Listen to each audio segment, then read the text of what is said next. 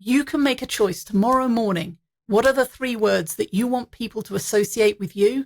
Now, what are the behaviors that you need to demonstrate to make that happen? Go first, start making a difference, and the ripple effect, it will pick up momentum and it will start to infect and transform others too.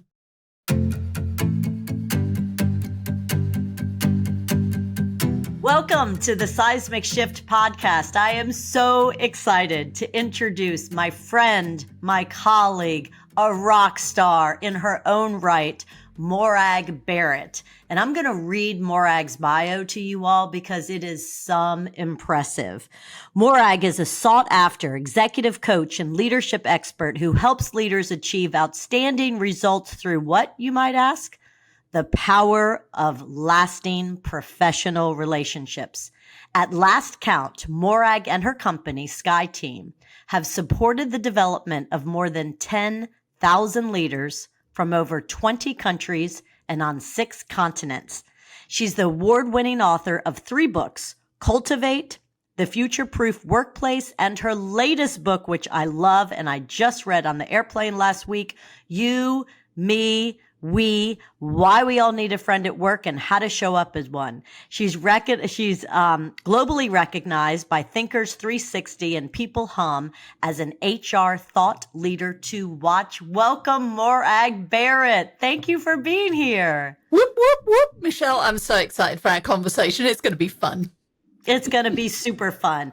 So since this is the Seismic Shift podcast, and I'm all about seismic shifts, I'm so curious. You're a global thought leader. You're a leadership expert. You're out there making keynote speeches all the time, leading leaders in leadership development programs. I just used the word leader 3 times in one sentence. It's important. Tell me what seismic shifts you're seeing right now. Oh, I was going back even further. I was thinking, oh, good grief. Does she mean the earth is moving and it's tilting? But I just think about in my own career, which has been a lifetime. And I remember when I joined the bank, I was a pillar of the community at one point, Michelle, but I joined the bank and in the UK. And I remember then it was very much a very traditional buttoned up suit and tie type environment. It was hierarchical, length of service, leave your emotions at the door. It's not personal, it's just business. And I remember being told that in the early part of my career. And the seismic shift for me, which I think has accelerated in the last 5 years, is the fact that there is a recognition that there is no such thing as work and life or life. It is life, of which work is a part, which means that the conversations around how we show up, how do we be the best leader that we can, letting our emotions actually show through, is the biggest shift that I've seen throughout my whole career. And I am grateful for it because I think we are all better when we can bring essentially our human to work. Oh my gosh, I love it. And as I was reading your book on the airplane, one of the things that you said was, and now I'm talking about it all the time because you and I speak the same language. We're so aligned in our missions and what we're trying to do is you called it radical humanity. Mm-hmm. Radical humanity. That is exactly what you and I are both trying to coach our leaders to show up as radically human, right? Show up as compassionate, show up as a friend, show up as, showing that you really are, you have a personal life and it's okay. You don't have to pretend that you don't have a family. So long of my career presenting the professional face with never a crack. I had all of my stuff under control. And inside all I knew was my little duck feet, my swan feet were paddling away. And here's the thing, when we know that to actually say, I don't know, or to ask for help, to show a little vulnerability is actually a sign of strength, then it's empowering. And whilst I don't encourage everybody to share everything about their lives or everything that you might be thinking and feeling in the moment, I guarantee we can all share a little more than we think we can. And in doing so, it builds that culture of connection that you talk about, especially in a world of disconnection when we're living through cameras and often working at time and distance. Gosh, you are so right. This morning I went to an event at Loyola, and I've been teaching online ever since the pandemic. And it was glorious to be around real live human beings and to feel that energy. It was just palpable, and to have a purpose and a mission, and we're all in it together and we all rise together. And I looked around and I realized I do have friends at work. I just never see them. Well, so that's the thing. I mean, those feelings that you talked about there, we took it for granted that it would happen in 3D when we were working in the office. And let's be honest, it did, but it also didn't. There's research that I've been quoting from McKinsey that says that 55% of employees would describe their boss as mildly or highly toxic. And 76% would say that interacting with their boss is the most stressful part of their day. Now, that's bad enough when it happens in person and you can see the whites of each other's eyes. But think about how that disconnect and tension increases when we're doing it in 2 dimensions through the camera.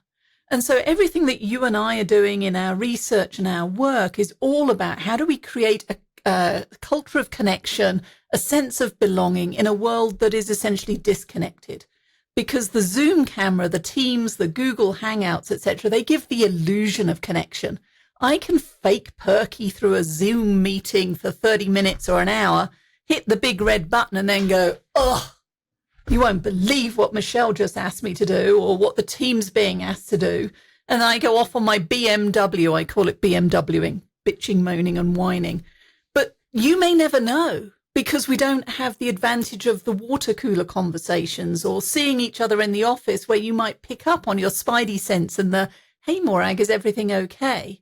And so those divisions just become bigger when we as leaders, whatever stage of our career, when we're not being intentional about how we show up, when we're not leaning into those relationships and asking ourselves, are we creating energy or are we draining energy in the interactions, whether they're in person and through the camera? I love that. And it reminds me of the first time that I met you at a Thinkers 50 gathering. It was because Thinkers 50 was virtual in London and no one, I don't think, was invited. Really, it was during the pandemic, but we're in the middle of a COVID variant. And so we could fly and you flew from Denver where you lived to New York. I flew from New Orleans and we were in Scott Osmond, who's the CEO of 100 Coaches Agency. And we were in his apartment and with Marshall Goldsmith, who was emceeing, and you and I sat next to each other, did not know each other, and over brunch, and you were as cool and as real. And I just had this immediate affinity towards you. I was like, I like this woman. And it was because I wonder, I'm sure I still would have liked you, but if you had been your bank person that you referred to way back when, or if I had shown up as my college professor persona, which I wore for years, I don't know if we would have, eventually we would have hit it off, but I think we liked each other immediately because we've had to learn just to be ourselves. And I think you've nailed it. I mean, your opening case study in your book where you talk about being the stereotypical professor, barking out orders, grading people hard, whatever, sending them to the equivalent of the principal, whatever happens at university. And me the same, buttoned up. You would never have known that I have 3 now 6 foot tall sons or anything about my personal life. We would have been good together. We would have been okay together. But by sharing these nuggets and gems, we get to the magic so much more quickly. And we get there and we build trust. We get curiosity because tell me more about that. And that's what I think is missing in many workplaces and why we see politics silos and turf wars, where my team's better than your team, playing out every day. But of course, that just slows down the organizational and the team results. And as a result, individual leadership reputations suffer. Gosh, you're so right. I do wish I could go back to my younger self when I remember being pregnant in the College of Business, and there had not been one woman, female professor, who had birthed a baby. in front of people, not the actual birthing process, but had gone through the pregnancy process. That might be a bit too much information. And I was so self-conscious and so into back then, like being powerful and being perceived as credible, that I just pretended I wasn't pregnant. And I look back and what a sad missed opportunity to not own where I was, and not own who I was.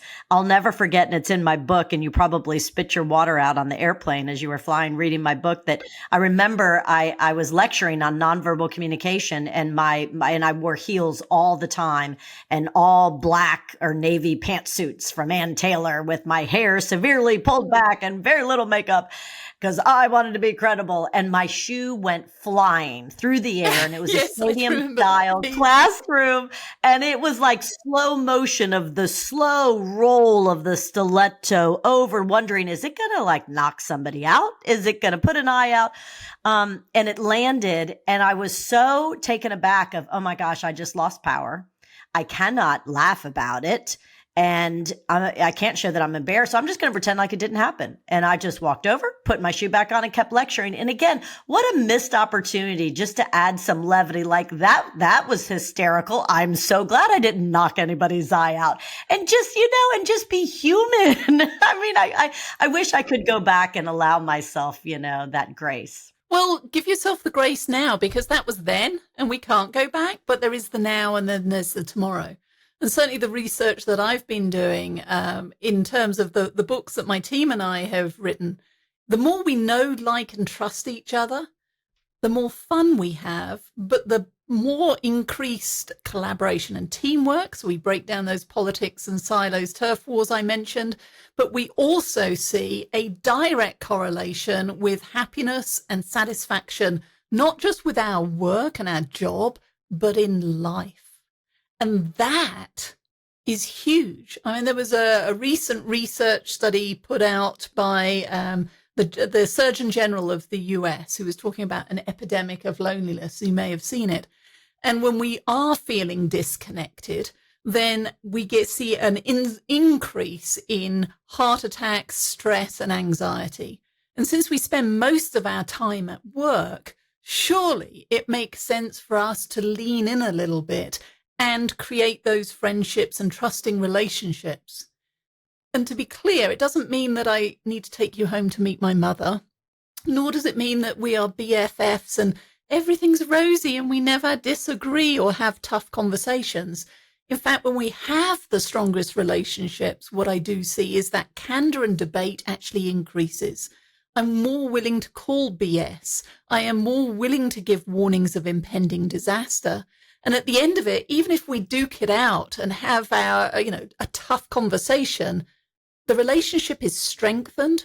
Whereas in other situations, the relationship is damaged and each of us reappear next time a little bit more hesitant and filtering. And again, those divisions just get bigger. So everybody wins when we have at least one ally, one friend at work. We see it. Productivity, health, and happiness increase. So many things that you just mentioned that I want to comment on. Number one, yes, I think the seismic shift of you have to have your professional self on, and there's a very strict demarcation between work and home. Those days are over. We're a whole person and we have a whole life, and we can share, and we're all of those things, right?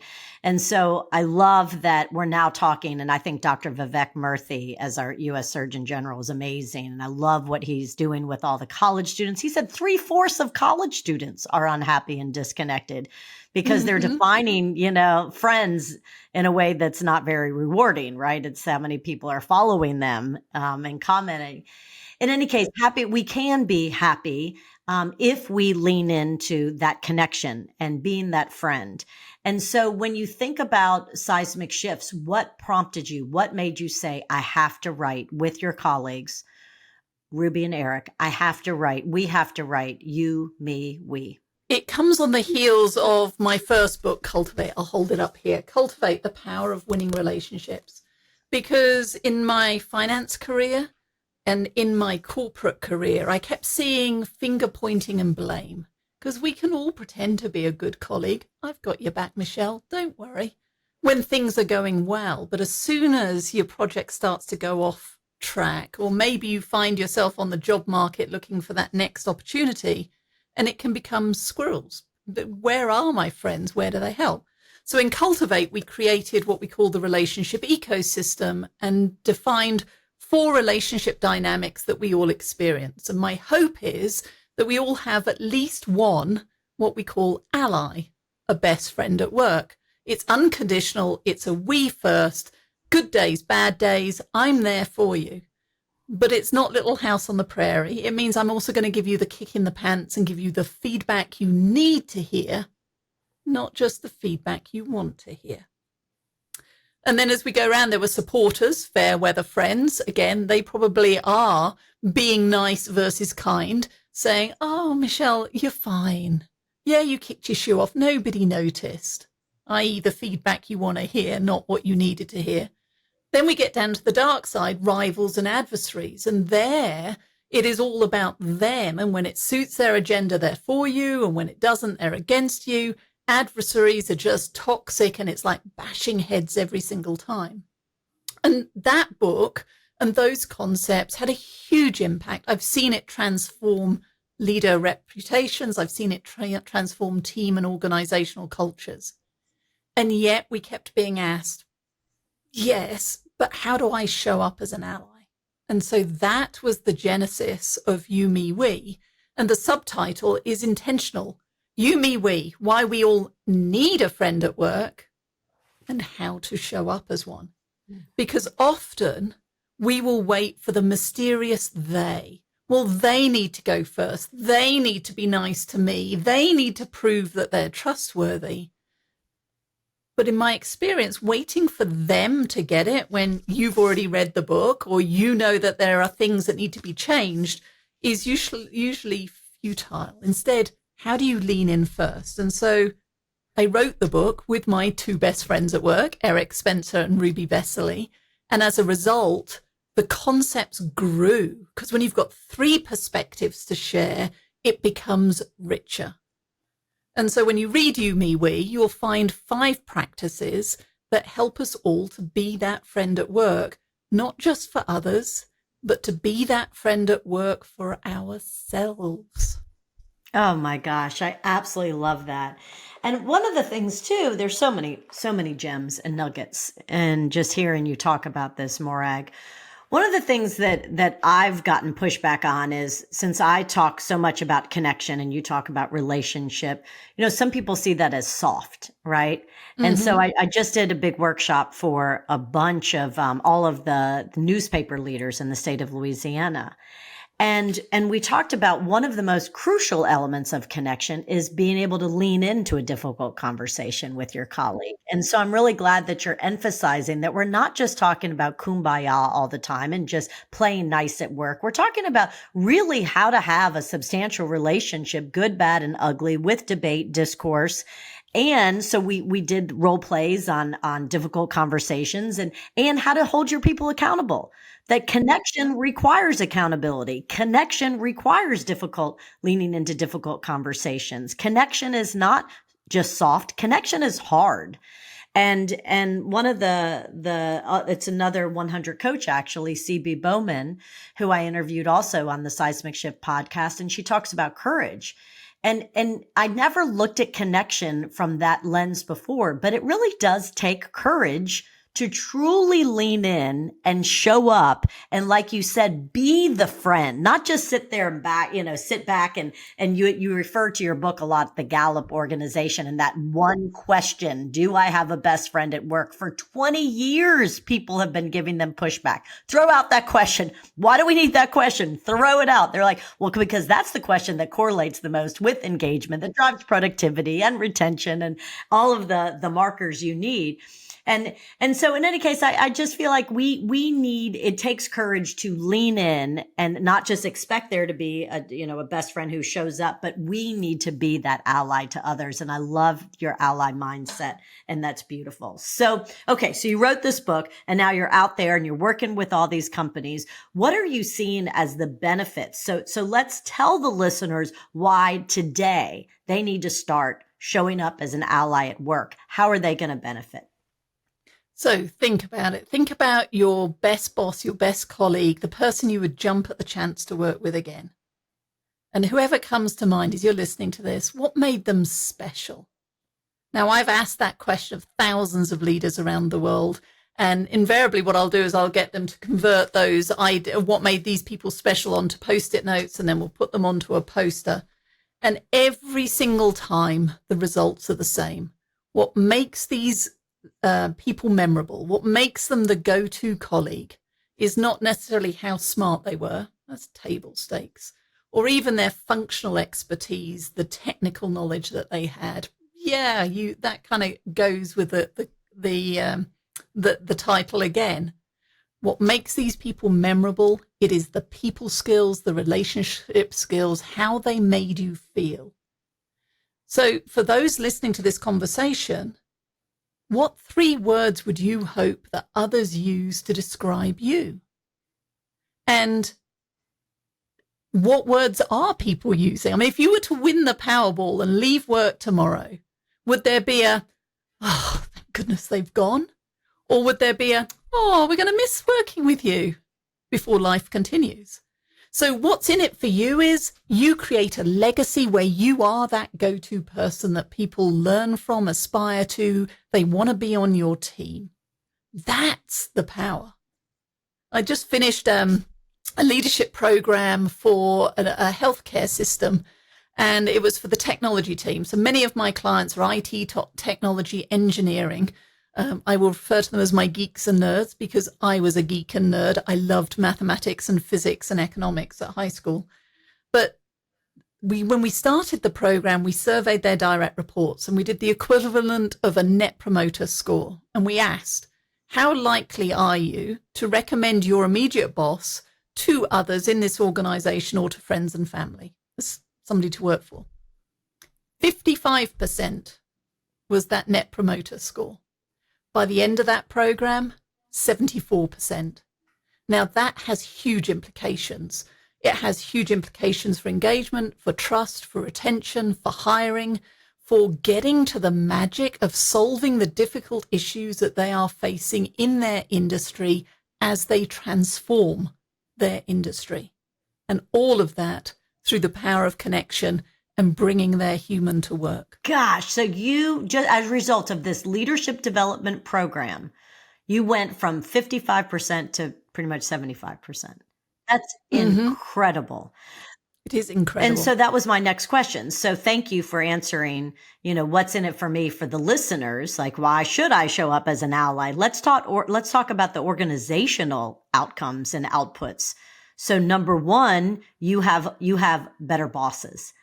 What does having a better boss do for the organization? Well, we get to candor and debate sooner. We remove the friction that happens within organizational systems because now I'm not worried about, well, I can't tell Michelle this because she's going to shout at me like she shouted at Fred last week, or I can't tell her this because she's going to think I'm incompetent or whatever. We treat mistakes, for example, as, to be avoided where possible, but as we're all human, we're going to make them. And they're a learning opportunity and we move forward. So as I say, it reduces the friction, it increases information flow. And as a result, the decisions that we get to make are higher quality and we can get to success sooner. And if your team is successful and my team is successful, we are better together. We all rise together. And I hope everyone knows the stat that people don't leave their jobs because of their companies. They leave their jobs because of bad bosses. Yeah. And it's wild. And I would imagine that Morag, you might feel this way too, that I talk a lot on podcasts about jerk bosses. Oh, yes. And I have great empathy for jerk bosses because I feel like it's not that they're misunderstood, but I would say the majority of them, they're not evil.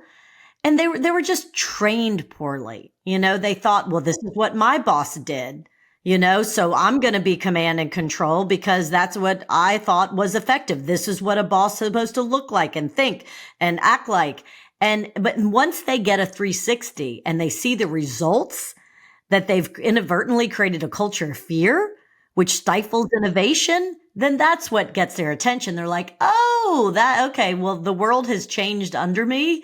And I'm either going to fall through the cracks, I'm going to get booted out, or I've got to switch. I do have to change my behavior. So I do have empathy towards jerk bosses. Well, I think you nailed it you hit the nail on the head there, because I have yet to meet a leader who wakes up in the morning and says, I want to be seen as a jerk boss.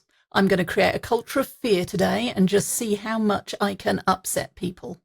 Now, I agree, there might be a 0.001% of folks. I've yet to meet them. All of us want to do a good job and feel like we're being set up for success. All of us want to feel like our voice and our opinion matters. Even if you choose not to use it, I want to feel heard. And I want to feel like I belong, that I'm having fun, that I'm looking forward to coming into work, whether that's in the office or into the next Zoom meeting.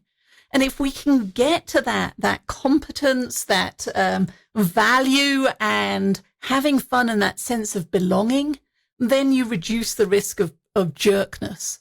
And you talked about training. Most organizations, unfortunately, are still operating with the school of hard knocks and throwing people in at the deep end. And to your point, when you don't have good role models, you know no different. And that's where the power of the programs that you and I do, whether it's individually with leaders or with teams or with whole organizations, can make a whole difference, because now we're giving choice. And being a good leader is a choice I make every day, a choice I make in every meeting, a choice I make in every interaction. And when I mess it up, like today, I missed a meeting with a client because I run 2 calendars and I'd forgotten to put it on my main one. I messed up. I owned it. I apologized. We rescheduled. We moved on. And that's the thing. Don't hold back. You can make a choice tomorrow morning. What are the 3 words that you want people to associate with you? Now, what are the behaviors that you need to demonstrate to make that happen? Go first. Start making a difference, and the ripple effect, it will pick up momentum and it will start to infect and transform others too. Oh, I love that. We do have a choice every single day in how we show up.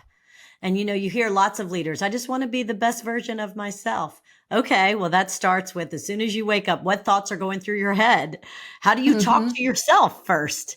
And then what energy do you bring into your office environment? What energy do you bring into your Zoom call? Do you embed time to get to know your people before you dive into the agenda? How many people, I'm surprised still to this day, how many leaders I coach that say, Michelle, are you really telling me I have to begin with some sort of connection question? And I say, yeah. Absolutely, you do. But why? I've got an agenda. Okay, well, you want to drive financial performance, you want to have an innovative culture, then you've got to show your people, particularly virtually, you got to show them you care about them as full humans. And I think that's one of the seismic shifts that I'm really seeing, is that if you as a leader show up fully human and you show your people that you're interested in them as their full selves, and you want to know about what's going on, how was your weekend or what's coming up, then they're going to do more for you. They will. You'll get the results. And so you kind of got to go slow in order to go fast. So that's some seismic shift that I've been seeing that I'm so grateful for. We'll end with you. So last 2 questions for you, Morag. What seismic shift are you working on yourself? And then last, what piece of advice would you give our listeners to be an ally? So the seismic shift that I'm working for myself is all about focus. So in You, Me, We, the foundational practice of an ally mindset is abundance and generosity. I need to see success not as a scarce resource, wherefore I therefore hoard talent and knowledge, but one of abundance where success comes in many guises, because then when I see it, I am more likely to be generous with the coaching and mentoring I'm doing. But there's a downside. In my hardwired operating system of abundance and generosity, I can find myself saying yes to everything when in fact I should be a little bit more selective and saying no.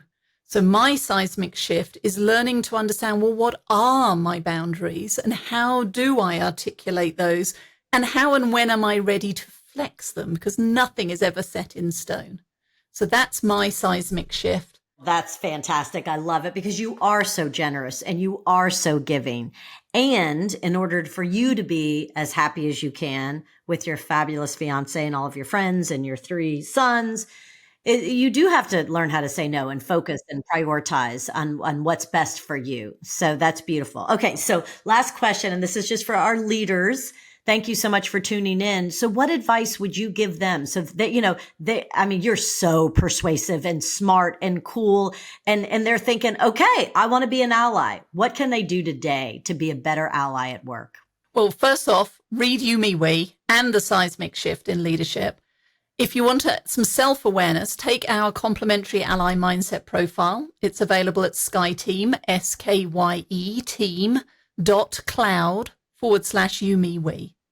But the tips are look up, show up, step up. Look up. Pause on your hamster wheel of busy and ask yourself 2 questions. How do I feel in my own presence? Am I energized? Am I drained? Am I frustrated? Am I excited? And how do others feel in my presence? Excited or afraid, if we go back to our earlier conversation. So that's look up. Then you can make an intentional choice about show up. Where do I need to turn the dial up or down in this next meeting or conversation to make sure that we are energized, aligned, and ready to move forward together? And then step up is simply, did I do my best? Did I know what I should be doing? Or did I drop the ball? In which case, it all starts again in that next meeting, that next conversation, or that next day. So look up, show up, step up, because the quality of our relationships is the key determinant to our success, our happiness, and our health. Boom, mic drop. My goodness. Morag Barrett, give it up. Thank you so much to all the listeners. Thank you, Morag, for taking time today. You are a seismic shifter, and I'm so grateful that I get to work with you and that you're my friend.